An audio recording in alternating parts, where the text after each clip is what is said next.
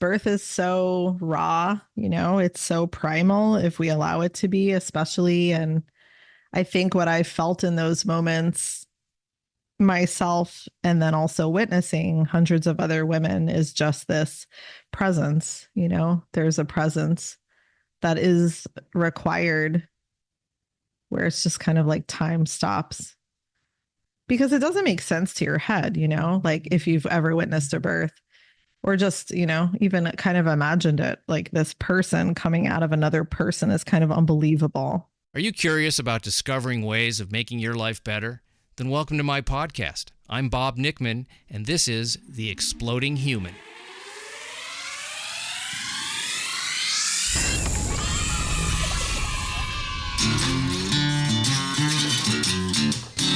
Listen in while I talk with all kinds of people in the fields of personal growth, health and healing, alternative therapies, psychology, spirituality, environment, and the future. I'm looking for those answers that make life better for everyone.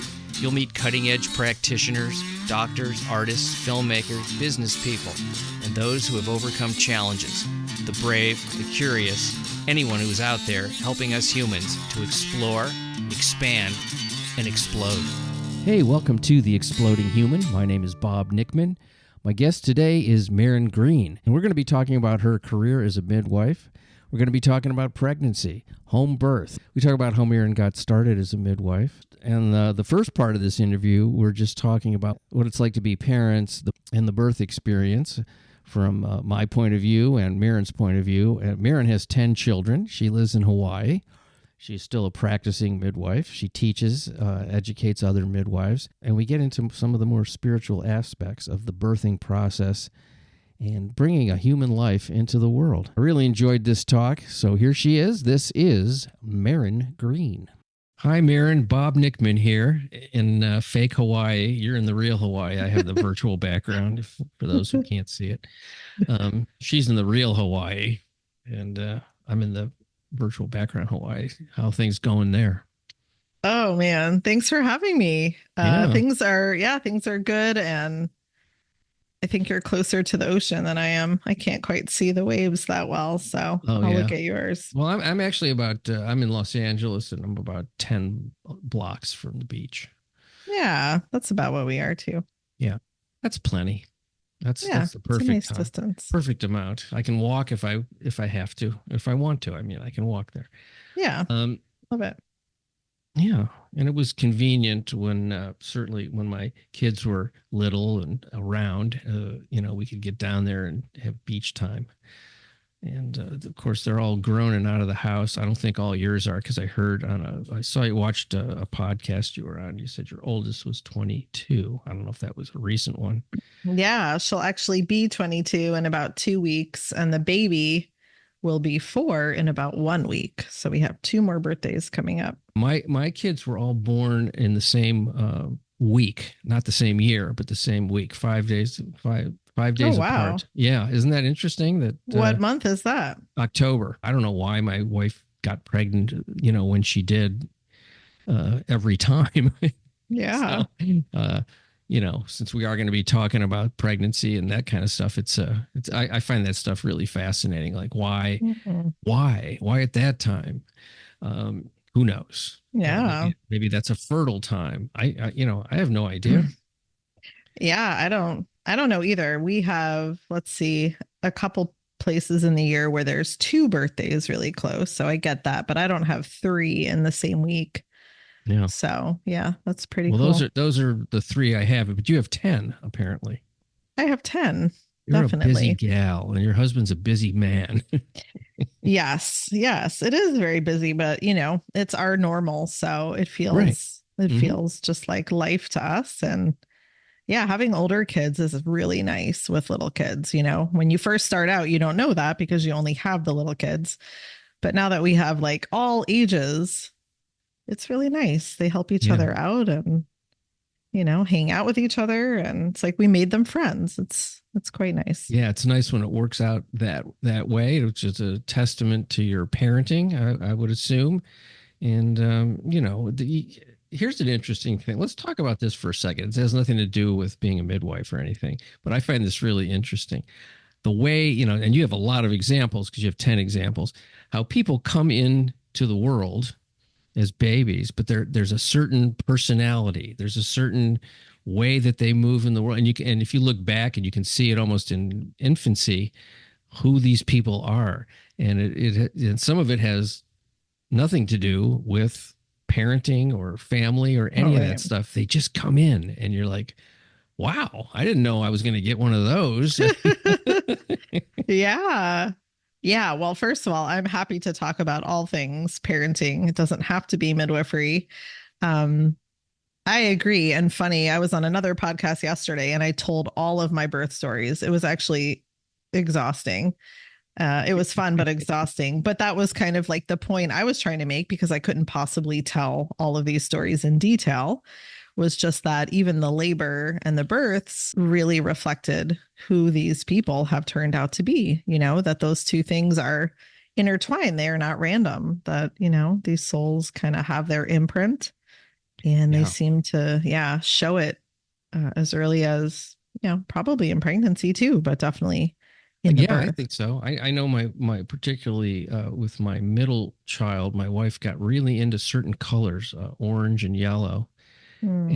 and it suits her personality very well. It's not only that, she's got red hair, Wow. so yeah, reddish hair. But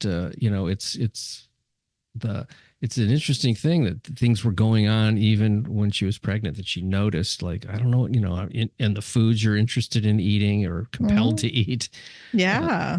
yeah, Yeah, I love that she noticed that. I mean, I think some people don't, and they just kind of think it's about them or like their cravings or whatever. But I think the souls we're carrying certainly influence, our decisions and our likes and our personality sometimes and where we want to go and what we want to do and where we want to move. And yeah. yeah, it's far reaching.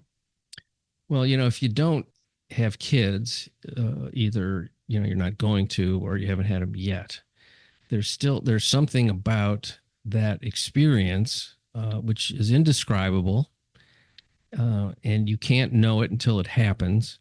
But there's things that present themselves, particularly at the moment of birth, that are beyond words, beyond explanation.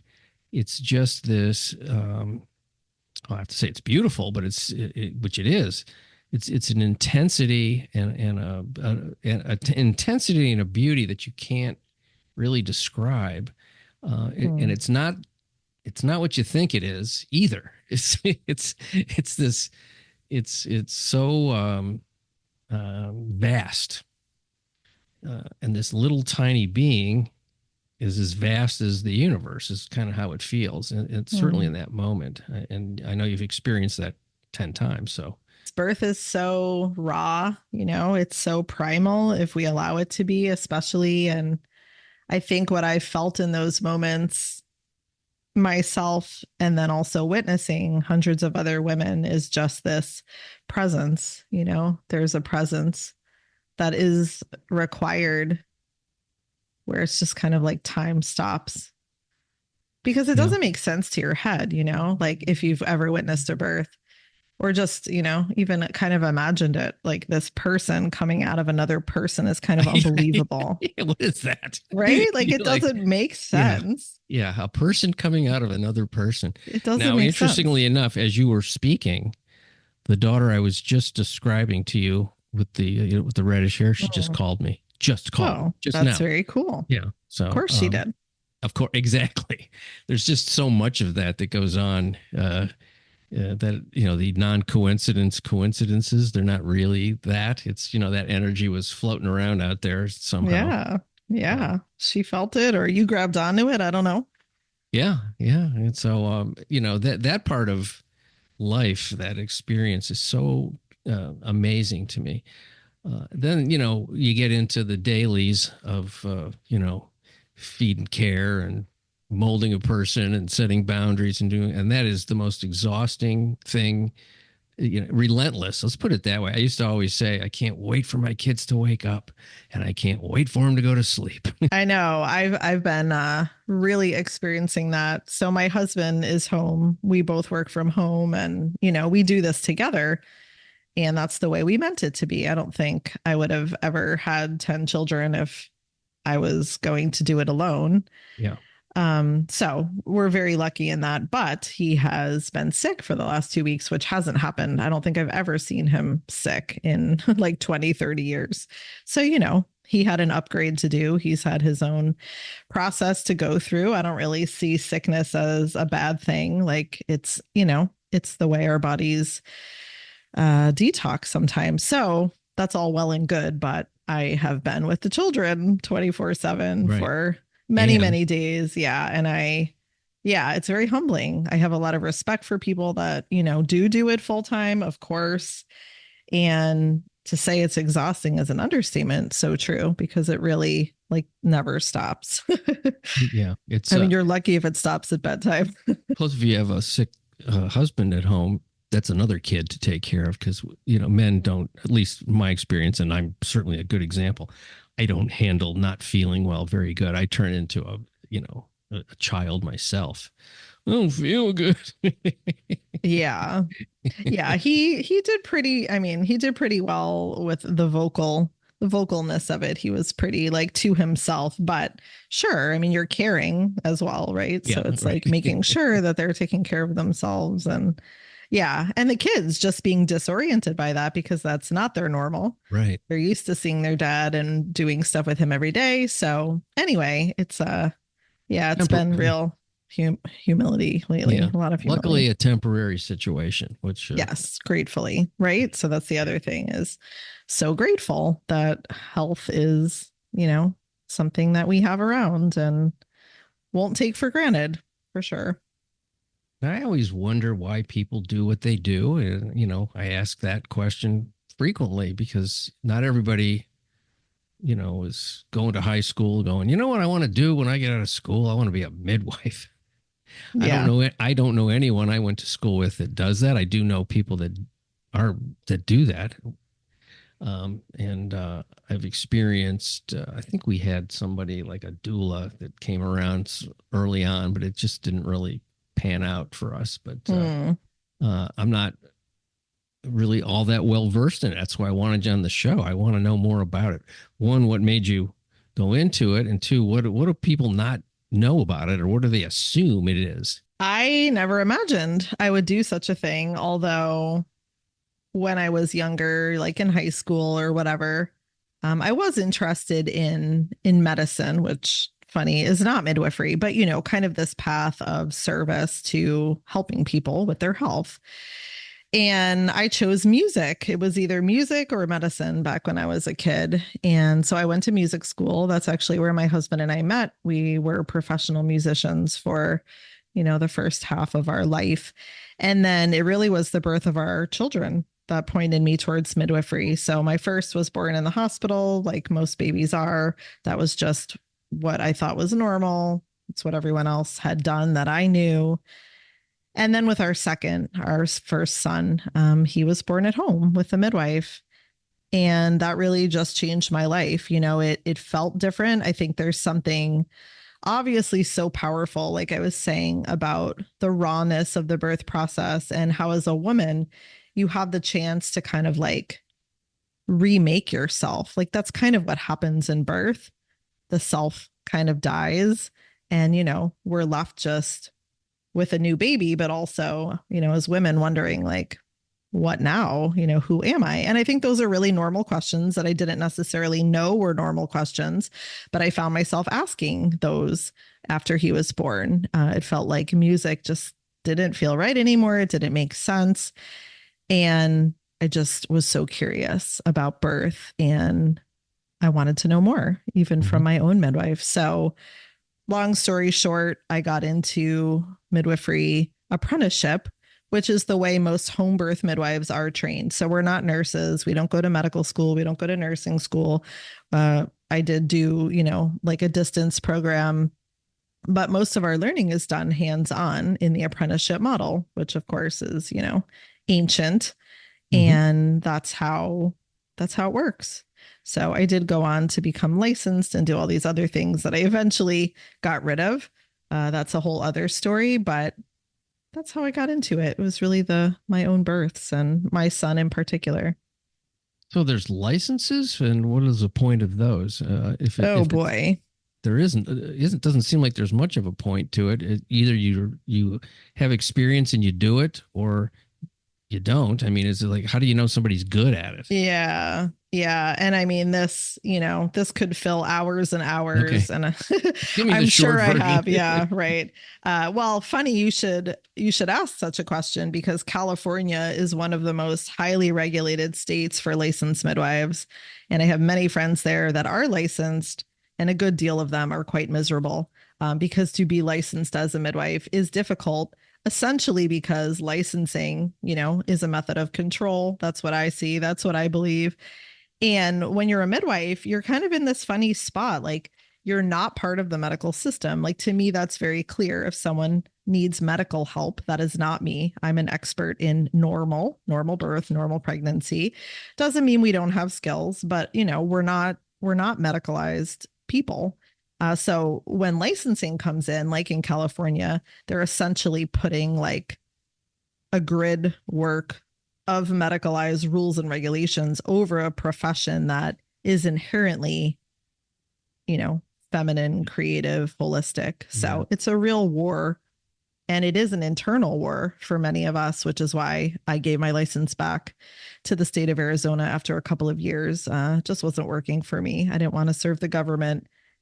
So it's hard because, midwives Yeah. want to be legal for whatever that means for them. They want to be able to be legitimate or respected, but yet, there's Well, this yeah, and I'm conflict. wondering, the when you say legal, what is the liability of somebody, that you're not saying I'm a doctor and here's a situation that make things do happen in birth. I mean, it's not always Exactly. smooth. No, And well, one is what is the backup plan if it's not going well, and two, what is your liability as a midwife? And when do you sort of say this is beyond what I can do? Let's get, we need help, and right. is the help in place ahead of time, and how does that work? I was always, because there's people, understandably, particularly with the first kid that you have, you're scared. Sure. The husbands are scared, the wives are scared, nobody knows what it is yet, and you can hear stories that are not great, and then you hear the other stuff, which is fabulous. So can you talk about that for a minute? Because I think there's probably people interested in this that are afraid. Yeah, our culture is very fearful about birth and death for that matter, but Yeah. Yeah. to Okay. focus on birth, right? Yeah. But I mean, I always bring that in because that is the other side of the coin. And that's why people are scared of birth because they are afraid of something going wrong and they don't think death has a place in birth. And of course, nobody wants that to happen. We don't see that in our human brains as a timeline that should be Yeah. belonging to Well, a baby, for example. But yet we are not God as a midwife, as a doctor, you, I, right? We're not God. We're not controlling of the process. So that's the main issue is just the cultural disconnect. And I think it's not blame, but women are the ones that birth in our culture. And there's a lot of disconnect. There's a lot of fear. There's a lot of staying in the brain about how to make these choices that are built into our wisdom as women. But, nowadays it's no small feat to try and access that wisdom. So in days gone by, it wasn't always like that. Birth wasn't always in the hospital. It's a relatively new thing. It's a relatively new thing. And, it came with some good things. And occasionally that system is really helpful and can save someone. And it also came with a bunch of things that messed with the way birth works. Somebody that's been trained in surgical birth, which is what an obstetrician is, God love them. They're trained in surgery. They've never seen, most of them, a normal, what we call physiological birth. They actually don't know how that works. And for a midwife, that's a good deal of our training. It's not that we just think it always works out or birth is always normal. We learn a lot about what is normal and how to screen women to be the best possible, candidates to stay at home emotionally, mentally, spiritually. This is not just a physical process. Yeah. And then, of course, we have skills if needed, but we understand birth to be a normal human process.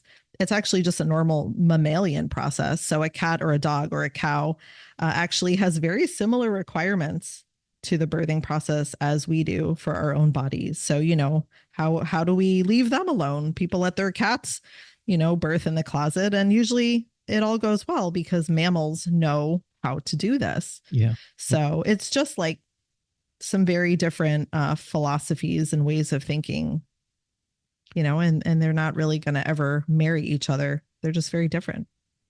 So when you were saying that an obstetrician, I know they're trained surgically, but them being part of a vaginal birth is not they're not trained in a way that you would call it a normal birth. What exactly what were you saying? Physiological birth would be the way the body knows how to birth a baby. And there's a lot of learning behind this, lots of resources out there. So we learn about the hormonal process. We learn about the way the different hormones work in the body as the uterus contracts. Like there's actually quite a lot of science behind how does a baby get out. It's really cool. So when doctors are trained, most of them, so if they're, physicians, they weren't trained in any of that. They were simply trained in how to manage and control the process. So that's completely different. A midwife knows how to view the process and look for deviation from normal, but respect it because we trust that the body has its method, has its ways of doing it, as long as, the mom and baby are fine.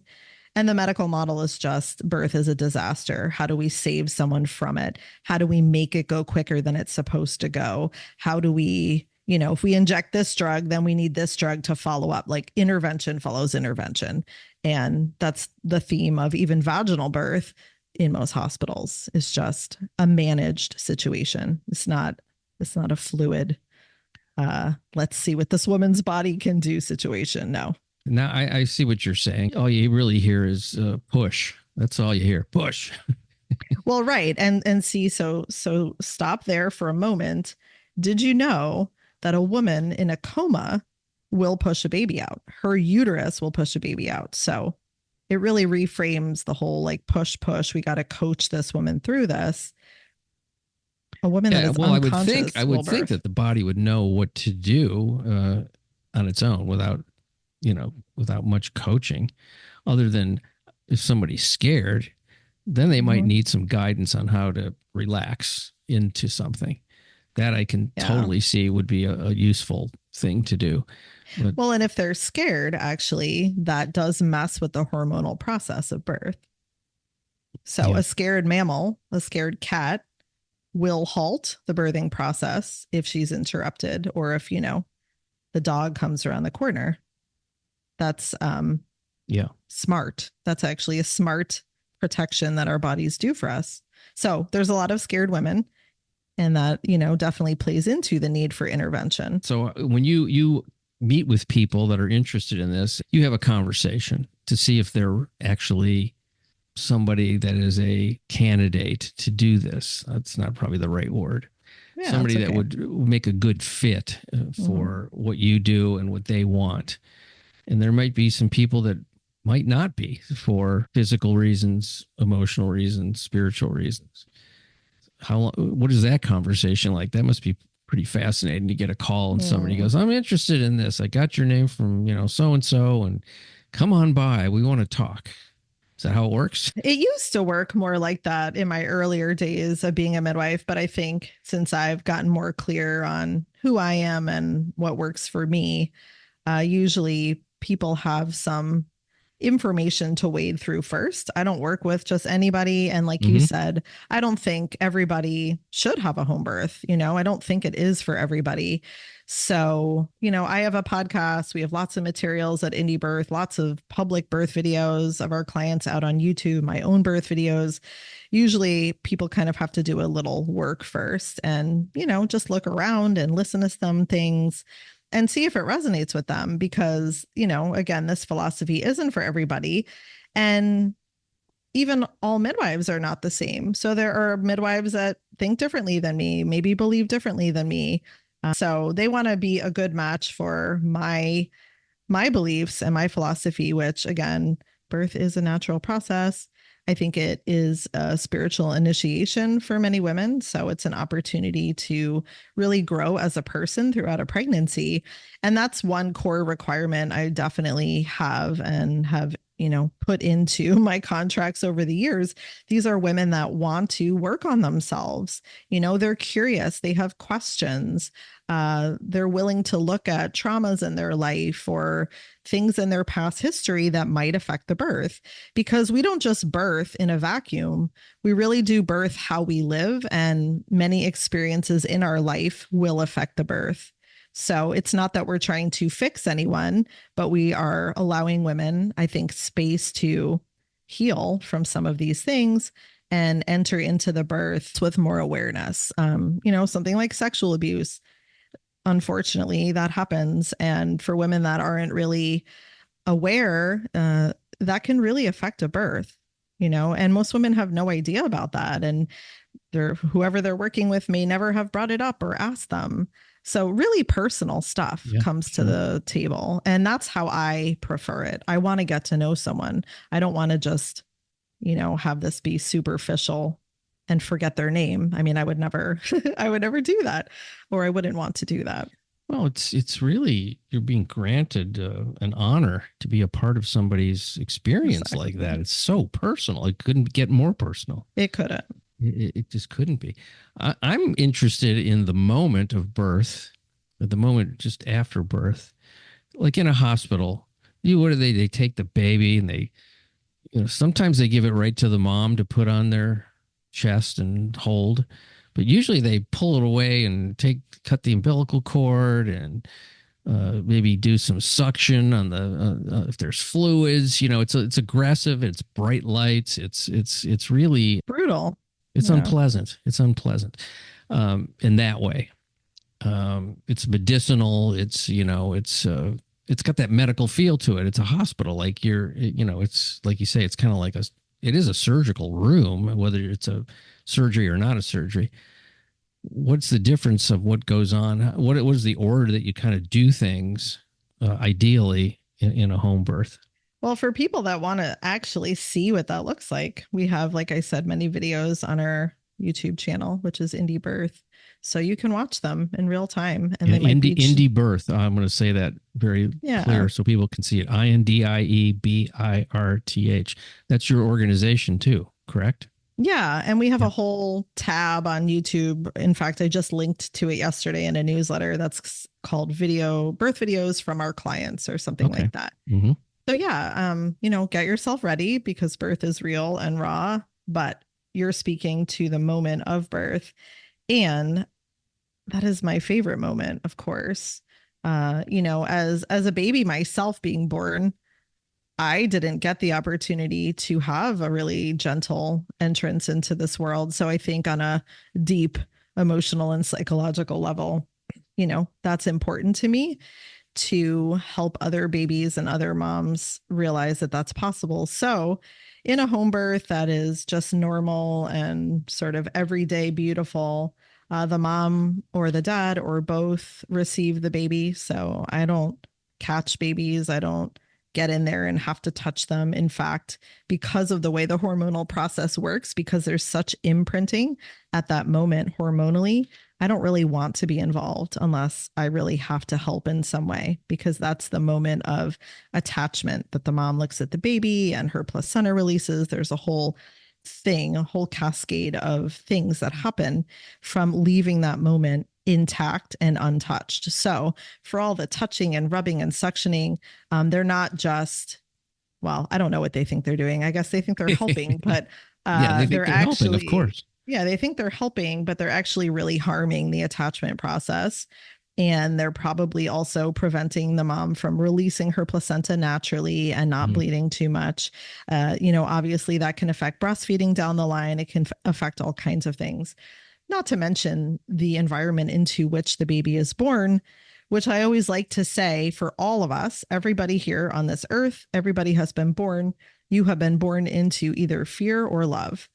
And in the Western model of medicalized birth, most people are born into fear or the energy of fear. It doesn't mean that, anyone's actually running around doing anything totally crazy. It's just the energy of we must control this Yes. and move things ahead. So, a great example of something that's really normal at a home birth would be, well, there's a bunch, but like a baby that is just taking a few extra seconds to transition to life on this planet.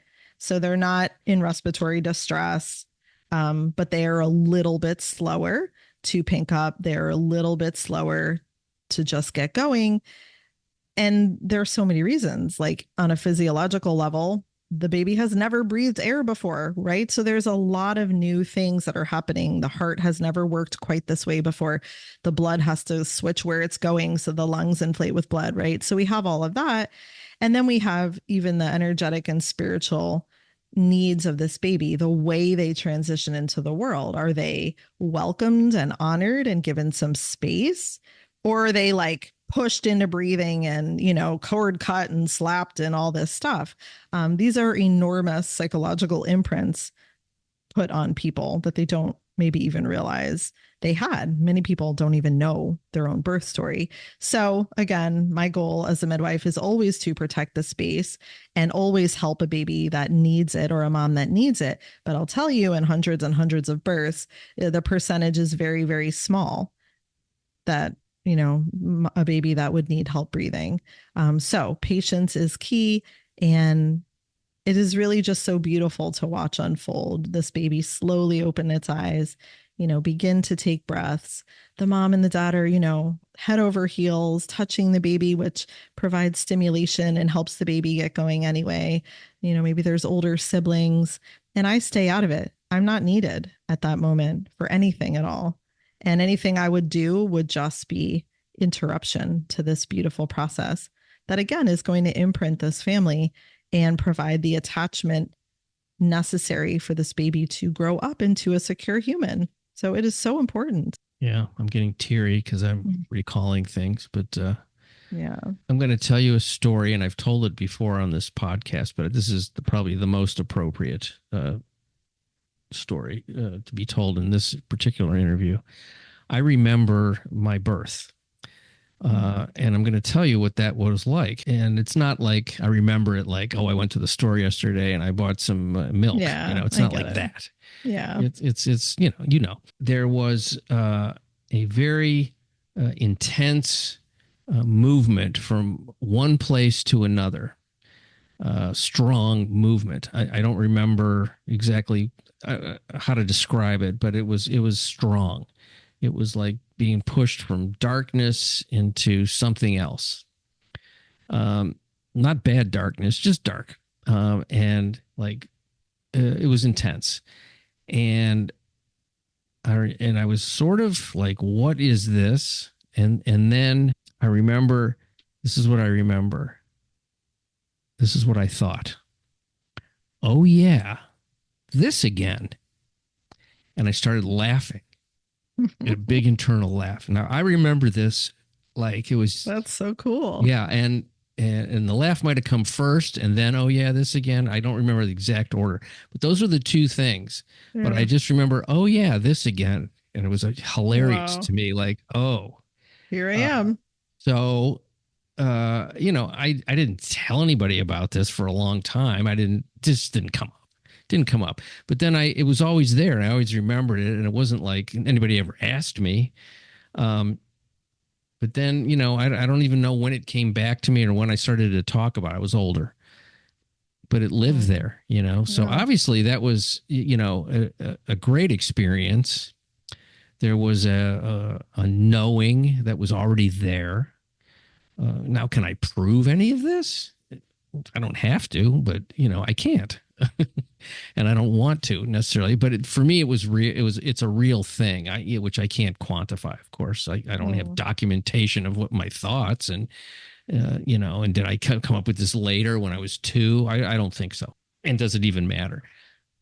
But when you think about that, the idea of being here before, maybe in this form or in a different form, I don't really know. And I'm not even big on any of this stuff. I've read about reincarnation a little bit. I've done some past life regression in hypnotherapy.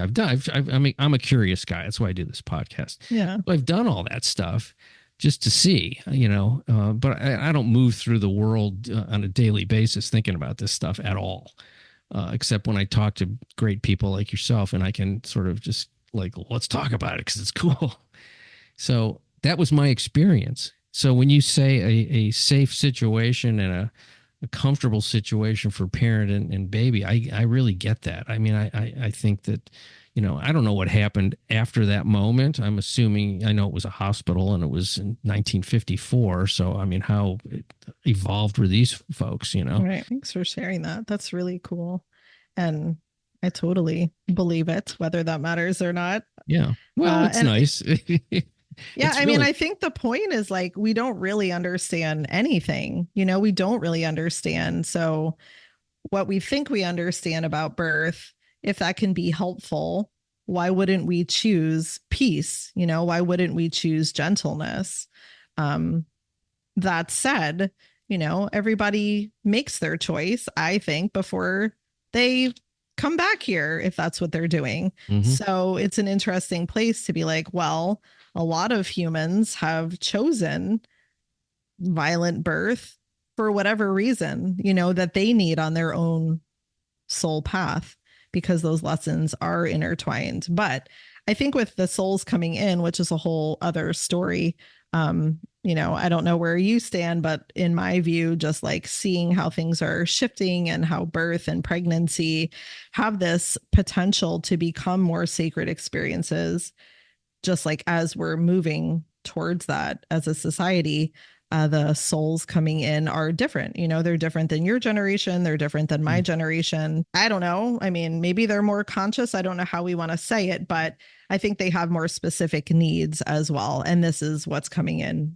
with birth, is more babies, I think, are choosing this way to be born. And the world needs to shift, right? Like, look at all the violence, look at all the hate, look at all the disembodied people. We could say that all started at birth in one way. Yeah. Well, certainly, if you come into a situation that's already like that, it's pretty easy to get influenced very, very early. When I think about hospitals, I didn't like being in there. I didn't like it as an adult, and I knew what was going on. I can only imagine the sort of the energetic purity of a new child, and the attitude. This is an interesting thing, and it's like, well, they don't know what's going on. They're too little. Mm-hmm. Well, they do know what's going on. They knew what was going on in the womb because I used to talk to my kids in there and they would respond. Of course. Dated belief, but yet you're right. It's one that very dated. Many people hold. I mean, entire systems hold. And, we don't have to go into like circumcision, but all the people that are like, oh, they don't know, they won't remember. I don't think that's true. Any kind of violence against us as humans, we might not be able to express, obviously, if we're tiny, but it doesn't mean we don't keep the trauma. So knowing all the things that you know about this and all the experience you've had over time, and have you talked to your kids about their births? And what kind of conversations happen around that? Like, how do they remember? Do they, I mean, what is it like? I don't think my parents ever talked to me about that for sure. Right. I mean, I know they didn't. Yeah. Well, in their case, most of them have seen a sibling be born. So, some of the older kids have seen many siblings be born. There. They've been there. Yeah. They've been at the home births. As far as remembering their own births, I don't know that I've heard too much about that, but it's also a little tricky maybe because they've always heard the story since Oh, they've okay. been teeny tiny. And Yeah. some of them, have really amazing birth videos that millions and millions of people have seen, which is really kind of crazy if you think about it. To know that all these people have watched you be born, which I'm so glad about. That has been such a like cool gift. But yeah, I mean, it's pretty normal in our house, just the talk of birth and everybody's story and how everybody's story was a little bit different, but there's some common threads. And my third person born to us turned 18 yesterday. My daughter turned 18 and she's not even here. She's in Sedona with her friends. Oh, okay. But I reminisced about it. It was such a great birth. They all were. I'm happy to hear all that. I'm happy to hear 10 for 10. Yeah. Yeah. All different and, different levels of challenge and different life circumstances. But yeah, I think a trust in the process. And, I that's just how I've been and how I've seen it. And back when my mom used to tell me my birth story, even though I was born in a hospital, she told it very triumphantly. Like she told it like I did this hard thing and she was proud of herself. So I really credit my mom too for just instilling that in me at a young age, just that women have babies and it's hard but we can do it. This is pretty funny. As a little side note, when I was born in 1954, my parents saved the hospital bill and showed it to me when I was an adult. It was $300. Oh my gosh. Yeah. That's amazing. I go, oh, God, you can't even get an aspirin for that now. You can't even get a diaper for that now. No, it's $300. No wonder they went to the hospital. It was cheap. And I think, that to me is like one reason that people are still maybe trying to figure out home birth or curious about it sometimes, right? Because their hospital birth was so expensive and insurance paid for it. And they just feel like, oh my gosh, birth is so much, like it's such an expense. And really, midwives unfortunately don't get paid that much for really great care. We usually are with a family for almost an entire year and we usually stay in touch. So again, it's just like such a difference in systems and where people place their value. Are there hospitals that have something sort of in between a home birth and hospital birth where they created their own space that is more like a home and has more of a feel for that understanding? Maybe they even have midwives there. I guess probably insurance wise they couldn't do that, but is there any movement in that direction? They're called birth centers and they've been around for a long time here and there. To be truthful, they don't typically last very long. Like if they're associated with a hospital, they're probably funded in that way and maybe they last. I don't actually know a ton about that, but privately owned birth centers run by midwives typically just don't last that long because it's really hard to make a business out of that. But the hospital version, I would not recommend to anybody unless they want a hospital birth. It's really just like they try to make it look prettier and they try to make it seem like you have choices, but it's like a wolf in sheep's clothing is how I see it. Gotcha. Okay. I'm not going to be doing any of that anymore. I'm way past having kids as far as I know. And I just, I know people that are having them. So, we got to get the message out there to folks. How do people, if they want to know more, let's talk about your podcast and your organization, and all that, so we get the information out there. Sure. My podcast is called Taking Back Birth, and I have about 310 episodes. So I'll send you some links, and there's a link with all of the episodes on our archives because, the podcast apps don't keep that many. So you'll only see the recent ones. My own site is maryngreen.co, and you can find out more about me as a midwife. I do private sessions and, consults with people and virtual prenatals and all kinds of stuff that way. And then the bigger organization that I helped create over a decade ago is called the Indie Birth Association. And we've kind of done it all over the years. We've educated pregnant women and families. We've created midwives. We've created doulas. We're just kind of always making things in this vein of a lot of the things we talked about today. So you can just check it out and see what resonates. There's a lot there to check out, folks. You heard it all from Maryn Green. Thank you for being on the show. I really appreciate it. I've learned some things today, and that's always a good thing for me. So you've given me plenty of things to think about, and I'm going to check out these videos. I look forward to getting those from you too. I want to learn more. Yeah, thank you so much. Thanks for having questions and for a fun conversation. Much appreciation for you folks listening to The Exploding Human. The website is theexplodinghuman.com. There's also a YouTube channel where you can listen. That is The Exploding Human with Bob Nickman. Once again, I want to thank Maryn Green for being on the show. You folks have a wonderful day. Thank you.